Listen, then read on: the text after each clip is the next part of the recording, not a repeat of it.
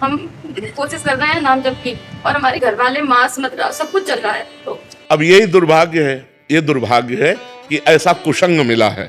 मतलब अब इसको हम क्या कह सकते हैं कि एक व्यक्ति है जो भगवान के नाम का जप करना चाहता है भगवान, लेकिन फिर भी भक्ति हो सकती है, क्योंकि जब लंका में भक्ति हो सकती है तो भक्ति हो सकती है, नहीं हो सकती? भगवान विभीषण जी से कह रहे हैं, जिम दसनन मो जीभ बिचारी, जैसे 32 दांतों के बीच में बड़ी कोमल जीभ रहकर अपना काम चला लेती है, नहीं चला रही, ऐसे ही लंका में पूरा लंका निश्चर निकर निवासा, यहां कहां सज्जन करवासा, लेकिन वहां भी विभीषण जी ने भक्ति की, ऐसी भक्ति की कि भगवान ने कहा तुम सरीखे संत प्रेमी हो। और वहां तो हमें लगता है केवल विभीषण जी ऐसे होंगे जो मांस न खाते होंगे, नहीं तो सब मांस खाने वाले थे। मदिरा और मांस का तो वहां मतलब आहार ही था। कुंभकर्ण के लिए पूरा एरिया जमा किया जाता था, जब जगता था तो एरिया के भैंसे खा जाता था, जैसे अपने पकौड़ा खाते ना, ऐसे वो भैंसे खाता था, भैंसे है, बकरी है, सब मतलब। तभी भगवान ब्रह्मा जी ने उसे 6 महीने सोने का, कि एक दिन जगे 6 महीने सोए, नहीं तो पूरी सृष्टि का आहार कर जाएगा। ऐसे लोगों के बीच में रहकर उसने भजन किया।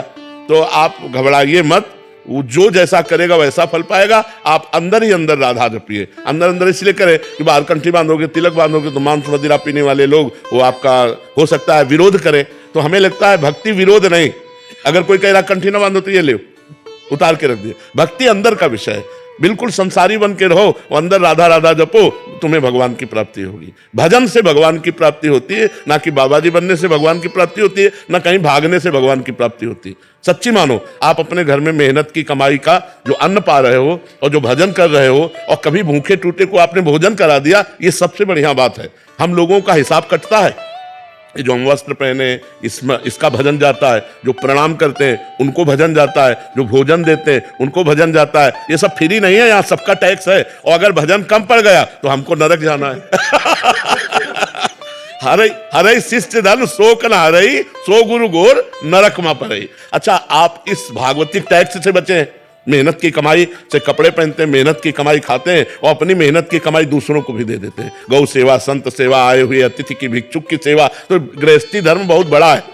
हम लोग गृहस्थी धर्म में ही पैदा हुए और गृहस्थी धर्म से ही हमारा पोषण होता है। पोषण भी गृहस्थी धर्म से होता है। अगर ये आप लोग समझते हो कि गृहस्थी धर्म में भगवत प्राप्ति नहीं हो सकती, तो आप सच्ची मानो, सबसे पहले गृहस्थी को भगवत प्राप्ति होगी। पर धर्म से चले। अब पराई बहनी बिटिया से गंदी बातें करो, शराब पियो, मांस खाओ तो नरक जाओगे।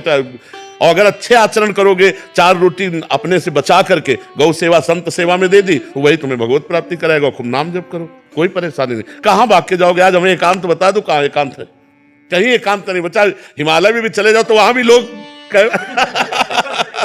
आजकल जो है जहां भी एकांत समझते हो वही शूटिंग शुरू है। हाँ, नाम जब करते हैं 10 मिनट एकांत में बैठ के, तो उसी टाइम पे पत्नी कुछ काम बता देती है, बच्चा कोई बात नहीं, तो उठ के खड़े हो गए, काम करने लगे, राधा राधा अपना काम करने के लिए चल दिए। राधा भगवान को एकांत में बैठकर भजन करने से नहीं मिलते। काम करते हुए भजन करना सबसे श्रेष्ठ बात है।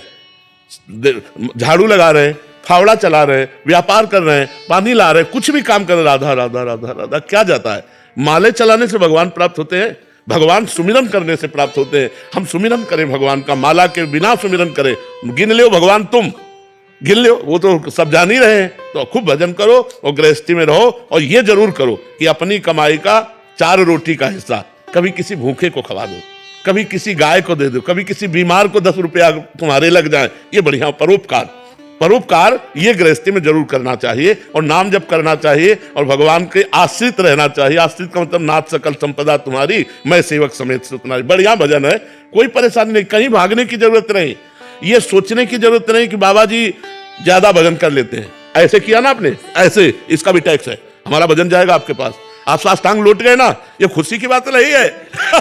तुम्हारे पुण्य जा रहे हैं। अगर भजन नहीं करोगे तो वो साष्टांग वाला पुण्य ले गया और तुम नरक जाओगे।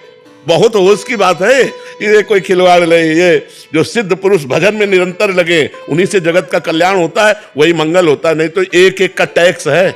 जैसे भारत सरकार का हर वस्तु में टैक्स है ना, ऐसे भगवान का टैक्स है, हर एक चीज में टैक्स है। कोई तुम्हारे पैर छू रहा, कोई तुम्हारी बड़ाई कर रहा, कोई तुम्हें प्रणाम कर रहा, कोई वस्त्र दे रहा है, कोई भोजन दे रहा, कोई धन दे रहा है, वो सब भजन ले रहे हैं, वो हमारा सब भजन ले रहे हैं। आप सभी को राधे राधे। जैसा कि आपने इस वीडियो में देखा कि नाम जाप की महिमा क्या है। कोई भी हमारा पैर दबा दे, अगर कोई हमें प्रणाम कर ले, तो वो अपना पुण्य हमें दे देता है। और जैसा कि आपने देखा ही है, तो नाम जाप करिए और प्रेमानंद जी के बताए मार्ग पर चलिए। तो आपसे मिलते हैं नेक्स्ट वीडियो में। आप सभी को राधे राधे, जय श्री राधे।